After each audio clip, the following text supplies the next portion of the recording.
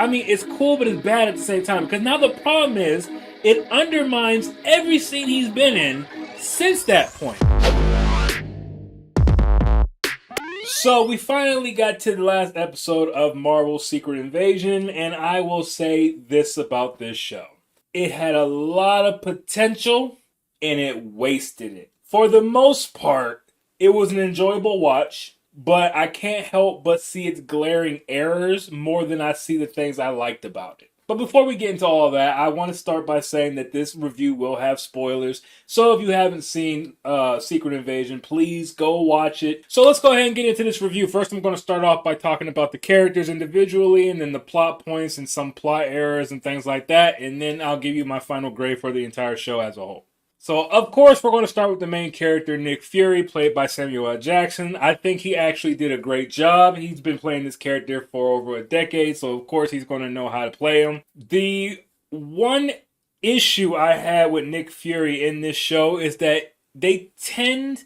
It's more so that they tend to do this new trope. It's not really new, but this trope now when there's an old weathered character and they want to play him off as like he's out of his element, he's out of his game, he's been retired, and now he's back into the game. He has to relearn the entire element of what he used to be a master at. You know, I think the first time I've seen this sort of character trait or this character story beat is maybe Old Man Logan. They constantly beat you over the head with characters who tells Nick Fury, like from scene to scene, oh, well, you're not like how you used to be. Oh, you done got old. Oh, you want to die. All this and all that. They beat you over the head with the fact that Nick Fury is basically like rusty. Let's go ahead and get into Maria Hill because I think, and I'm not even going to sugarcoat it, they wasted Maria Hill. I think the most that you've seen her in was Far From Home, the second Spider-Man movie,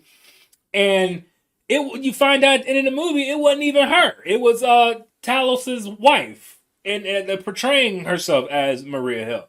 So you know when you look at Maria Hill as herself, not when she's being portrayed by somebody else, you see that she's very surface level, but she's Fury's right-hand woman, and you never really find out exactly why. Like, you know she's a standard agent. You know that she can do the standard agent stuff. She's an excellent marksman. She analyzes things. She reports to him. She gives him the 411 on everything. But other than that, you really, in 10 years of the MCU, you never really see Maria Hill have her own autonomy. You know, she's kind of just there. So when they advertised for this show, I was starting to think, oh, okay, so maybe we'll get to see more of Maria Hill, how she operates. We'll see, like, she'll have more screen time. They literally, unceremoniously killed her off at the end of episode 1. They didn't even give her 2 episodes. They said, look,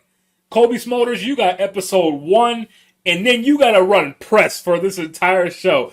Even though you're not going to be in the rest of the show, you will be a part of the press. That's hilarious to me. Then we get into Talos, or Talos, because I hear it's pronounced both ways, so I don't know if it's supposed to be Talos or Talos. But we get into Talos' character, and he's kind of like this almost pacifistic Skrull. Like, he kind of wants humans and Skrulls to coexist. And Fury's all the while telling him, bro, no, humans can't even get along with themselves, let alone with shape-shifting aliens. But Talos, he's like this visionary, and he thinks it can work and all that. And he ends up getting killed off, and I forget which episode, it was 3 or 4, something like that. And he dies saving the president, only for the president to turn around and screw him at the end of the series by waging war on all Skrulls on Earth. Talos, I believe, he believed in that, and it really didn't go anywhere. He literally tried to build this idealistic world for his people, and it never happened, and it didn't go anywhere. And he wanted his daughter to be on his team, and she was more more pragmatic about the idea. And he was like, no, you gotta look at the humans, they will learn to love us. And she's like, no, they won't. I don't understand it. And I get where she's coming from. Like, why did he think that way? This show didn't really dive into why Talos thought the way he thought. He just did. Now let's get into probably the most controversial character of this entire show, and that is James Rhodey Rhodes. I hope they weren't going into this show thinking that this was going to be a big twist, that everybody's going to be like, oh my god, Rhodes was a Skrull. I couldn't see it coming. Everyone saw that twist coming. Everyone. Especially with the way that Don Cheadle played the character. He didn't really play him the same way that he usually plays him, so they kind of like tipped you off that he wasn't the Rhodey that we've been following. And then that leads us to the main problem. You find the real Rhodey, and he's in a hospital gown, and then you start thinking, wait a minute, when was the last time the real Rhodey was in a hospital gown? Oh my god, Civil War. When he fell from the sky, and then they put him in the CAT scan machine or whatever, he was wearing the exact same hospital gown that he's wearing at the end of this show. Holy shit. So that tells us that he has been a Skrull since then till now. Because now you look at Infinity War, when he was talking to Secretary Ross, and that's not the real Scrody. That's what people call him, but that's not the real Rhodey. That's the Skrull pretending to be Rhodey. And then when he's meeting Cap and Nat and everybody, and when he's going to Wakanda and he's playing the practical jokes on Bruce Banner, none of that is Rhodes. So the real Rhodes don't have any recollection of any of this. Why is it that, and this could be a plot hole, but why is it if that was Rhodes all along, why did he care? Like, he saved Rocket when they were in Endgame and Rocket was trapped under the rubble, and he saved Rocket, and then he helped, and then he was crying when Stark, and then you can say that the Skrull was playing its part, playing her position the entire time. You can say that, but then it doesn't make sense, because then it doesn't go anywhere. Like, if they had it in this show that Skrull Rhodey was doing all these things for a purpose. Like, he was saving Rocket for a purpose. He was doing all that for a purpose. He was dissing Ross for a purpose, which goes against everything that the Skrull that was portraying Rhodey, whose name is Rava. Everything that Rava did concerning Secretary Ross literally is the opposition of what she was trying to achieve. They took Rhodey because Rhodey was close to the president. They wanted the president to bomb Russia, therefore starting World War III. But if you want that position, then you probably don't want to get court-martialed by just disregarding everything Secretary Ross said in Infinity War, which is what Rhodey did. So that doesn't make sense, and that could be a plot hole, because why would Rava jeopardize the entire mission for that purpose? It doesn't make sense. If anything, Rava being Rhodey in Infinity War would have gone along with everything Ross said, because they wanted to keep their position. So it would be screw whatever Cap and them wanted, screw everything. I'm going to do what I can to keep my position. That would make more sense. And, you know, you go on these analysts, these Marvel YouTube channel analyst people, and they'll talk about like New Rockstars or Emergency Awesome and all them. And they'll all talk, or Screen Crush and all. They'll talk about these things as if it was planned by Marvel. They weren't, okay? They weren't. These people wrote these movies without this show being in mind. So when they wrote this show, it was on them to go back and say, okay, does it make sense for Rhodey to be a Skrull here? Does it make sense for him to be a Skrull here?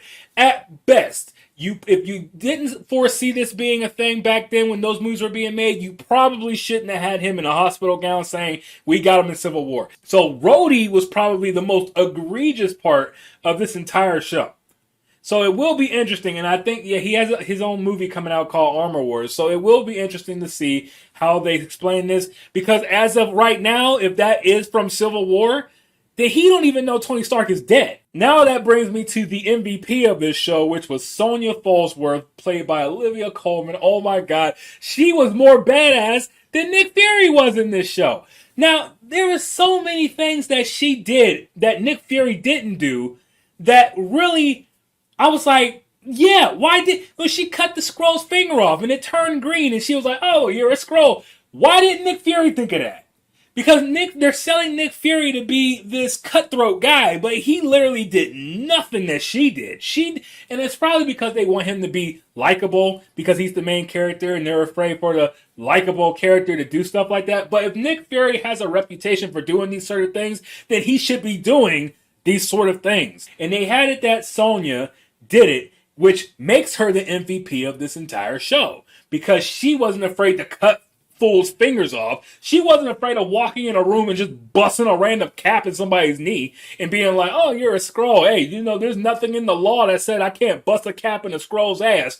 God damn, this show should have been about her. Then you get the main villain of the show. You have Gravik. I like the actor did a very, very good job. I think, especially in the last episode. Damn, he acted his ass off in that. I thought he did a great job. Only thing about Gravik is that there was a lot of showing or there was a lot of telling and not showing.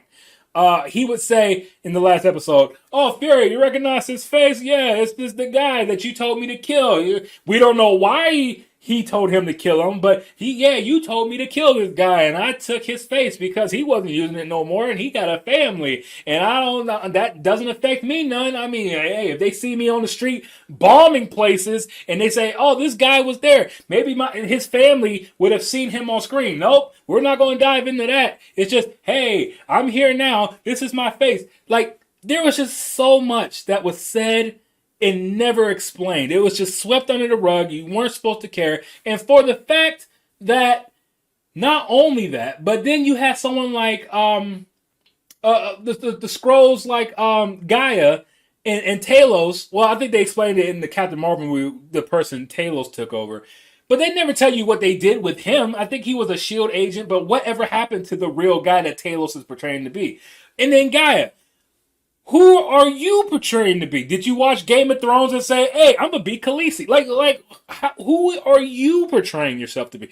They don't care. They don't explain it. They don't go. These would be great character moments if they actually stopped and told you certain things of why I took this form, what this means to me. Or when they go to sleep. That's, you know what? I'm getting beyond myself. Okay, so that's all I got to say about Gravik. Other than, one more thing about Gravik. He was cool until he got relegated into being a typical cliche villain. Because he was cool, and then all of a sudden when his underling starts, questioning certain things and be like, oh, why didn't you kill Fury when you had the chance? Which was a good freaking question. The guy was like, how dare you question me? And then Groot armed him right through the chest. I'm like, well, see, then they made him into the typical villain, and I'm like, there we go. You're destroying any sort of nuance you could have had with Gravik by having him be this, just, hey, you made one mistake, I'm done with you. Take him out back and kill him. Like, they went through all that trouble. They went through all that ammunition. They risked their lives to save the one Skrull that Olivia Colman's character was torturing, and then they saved him only to take him into the woods and kill him anyway. Because, did you tell him anything? No, I didn't say anything. So clearly you didn't believe him. You thought that he was that was lying to you. So why did you could have just killed him right then and there. Be like, oh, clearly you're lying. Let's be dramatic about it. Just so much that didn't make sense. So many plot holes. And it's so infuriating because I tried so hard to like this show. And I did, for the most part I did. But you have to do a lot of mental gymnastics to get around the glaring errors of this show. And then finally, let's get into the last character that I actually cared about was Gaia. I thought Gaia was great. The actress, what's her name? Khaleesi, what's her name? Oh my god, what's her name? Why am I blanking on her name? Fuck, I can't think of her name. But anyways, I think the actress did a very good job playing Gaia. There really wasn't much to her character, though. She was just kind of an underling until she wasn't. She had an issue with her father, the way that he wanted to run things with the Skrulls and their whole, social affairs with the world. And he went against her, they went against each other in that kind of sense. And then all of a sudden, she cared about, that was very surface level stuff. They didn't really give you the nitty gritty of her characters. They gave you very surface level things, and I just wanted more character work done. And they didn't seem like they cared to do any of those things for those characters. All right, now let's get into some of the plot holes real quick. I want to knock these out real quick because these are the things that bother me particularly about this show. First thing, and a lot of people brought this up, but there's a thing where when the scroll bleeds, it's very inconsistent because sometimes they'll have the scroll bleed and the blood will turn, what is it, purple? Because that's the typical color for scrolls, it's purple blood. But when you go and look at certain scenes, a scroll will bleed and it will be red. And it will stay red until they're exposed dramatically. And then the blood will turn purple or whatever. Which I don't understand because I believe the concept that the Olivia Colman character was trying to make was that once a part of the scroll becomes detached from the main body or the brain, it no longer holds the disguise of the person that they're holding. So, i.e., cut the finger off, the finger reverts back to being a scroll finger, right? So wouldn't that be the same thing with blood? If the blood is detached from the body or the heart, which is pumping the blood, wouldn't that make the blood go back to being purple? But it's so inconsistent because sometimes it was purple right on the spot, and then other times it was red right on the spot. So that part was inconsistent. It's like they didn't sit down to discuss the typical rules of how scrolls work. So I say that to say this because Rhodey bled in certain things in Infinity War and Endgame. When you go back, he bled red. So, and again, they didn't think any of this when they were making those movies. Completely different writers. When they wrote those movies, Rhodey was Rhodey. He wasn't a Skrull. But when you retcon it, you have to look in the narrative. You have to look back. And you have to say, okay, well, the retcon is telling me he's a Skrull now, even though he wasn't a Skrull when these movies came out. But this show is telling me he was a Skrull. So now, narratively, I have to look back and say, either he was a Skrull, he followed the Skrull rules in these movies, or it's a plot hole. And Rhodey has bled from the moment, from Civil War to this point. In between those movies, he has bled red. So, how do you explain that? It's a plot hole. It's a plot hole. And again, like I said, in Endgame, where the Skrull that's portraying to be Rhodey, her name is Rava, it's a female Skrull pretending to be Rhodey. Rava cared enough to save Rocket, but it no longer cares about humanity in this show because now she's like, bomb Russia, start World War III. Do it. Do it. Do it. Do it. Okay, so you don't care about humanity because you want this whole war to start, but you cared enough when no eyes were on you to save people when you didn't have to. You could have left Rocket to die, and it wouldn't have changed your objective. This is what I'm saying. When you don't think when you're writing, you got to think about these things when you go back and say, we're going to tell people that he was a Skrull right here. Does it make sense for him to be a Skrull right here? If the answer is no, then you can't do it. It's that simple. Again, the timeline. The timeline doesn't add up because now you have it that if Rhodey was a Skrull after Civil War, why did they take Rhodey as a Skrull? Because Gravik didn't start his quest to go against Fury's objective until after Endgame. He was still working for Fury after the Battle of Earth, which was the fight at the end of the Endgame movie. So if Gravik was still technically a good guy working under Fury as the person or one of the Skrulls gathering the DNA in the harvest at the end of Endgame, why did they take Rhodey all the way years later in Civil War before he became an evil Skrull? Why did they do that? The timeline, if I'm not missing something, the timeline's not adding up there. Unless Rava was her own entity and joined Gravik after he turned, then yeah. But then it doesn't. If that's not the case, then it doesn't add up. And that's something I guess they're going to have to clean that up in Armor Wars. And I really don't have faith in them to clean that up in Armor Wars. But I will withhold judgment to see what they say. Again, cutting the fingers and stuff off of a Skrull makes the finger turn back into being a Skrull. Olivia Colman's character did it almost every scene she was in. Fury never did. When they had Rhodey at gunpoint and they were trying to convince the president, hey, Rhodey is just trying to start World War III. He is not Rhodey. That is a Skrull. And the president's like, I don't know who to believe.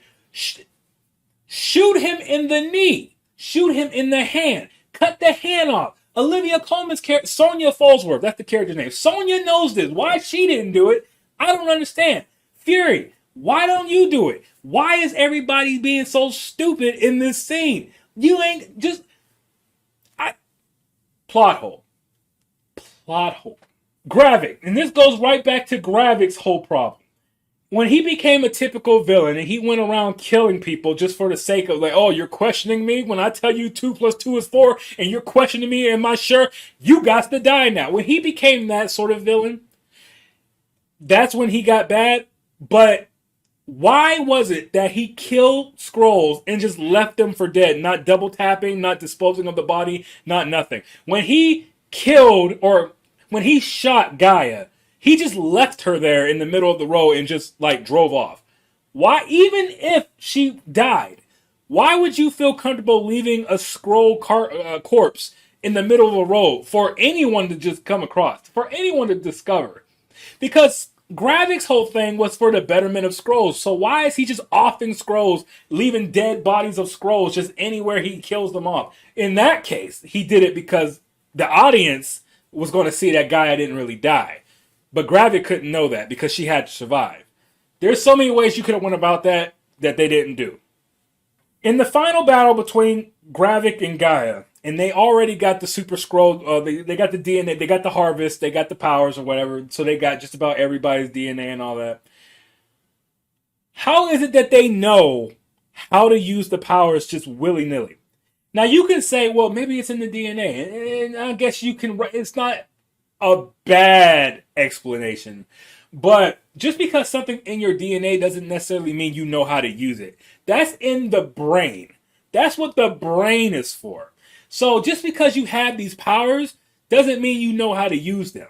So I would have loved if there was a scene prior to this episode where Fury was briefing Gaia on the Avengers, and you're like, this is Mantis. She has the antennae. She can she can touch somebody's head or whatever and say, do this, and they'll do it. And Gaia will be like, oh, okay, I'll make a mental note of that. And so when you got to the final battle, she could be like, I remember what he said about Mantis.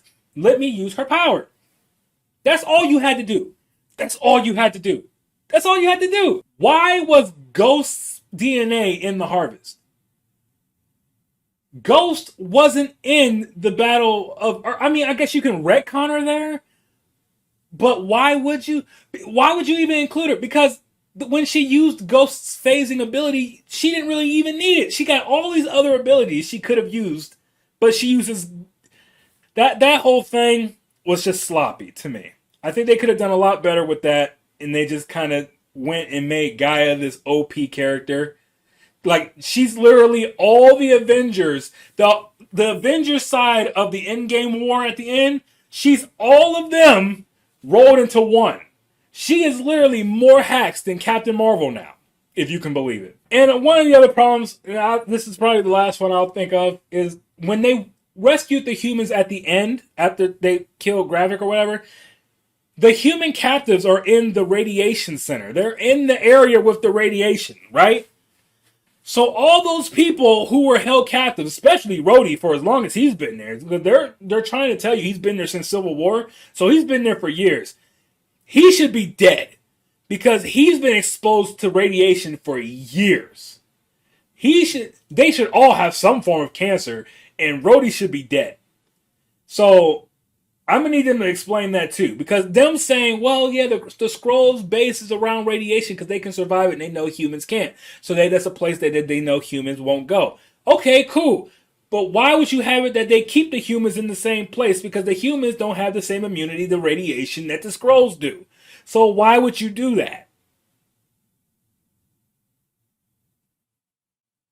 A lot of people had problems with the CGI. Me personally, I thought the CGI was fine, especially the Gaia versus Gravik fight. I thought that the CGI was actually pretty good. People had problems with Emilia Clarke. They had the uncanny valley when she brought in like the big arm, like the Drax arm or whatever, and it was like, wow, she's such a small person and got the big Dave Bautista arm. I think that's the point, people. I think the point is that the Super Skrull brings in these limbs that aren't theirs, therefore it doesn't look like it belongs. That's the whole point of the DNA. So when people make that distinction saying, oh, the CGI was bad because her arm proportion wasn't the same as Dave Bautista's. Well, of course, because Dave Bautista's torso is bigger than Emilia Clarke's whole body. So when you take his arm and put it on her body, of course it's going to look like it doesn't belong. A lot of people said the thing about Gaia being overpowered, being the strongest character. Yeah, I agree with that. She's very overpowered now. Like I said, she's all those people in Endgame wrote in, even the bad guy side, because she got Ebony Maw, she has Thanos, she has Gamora, she has all of them.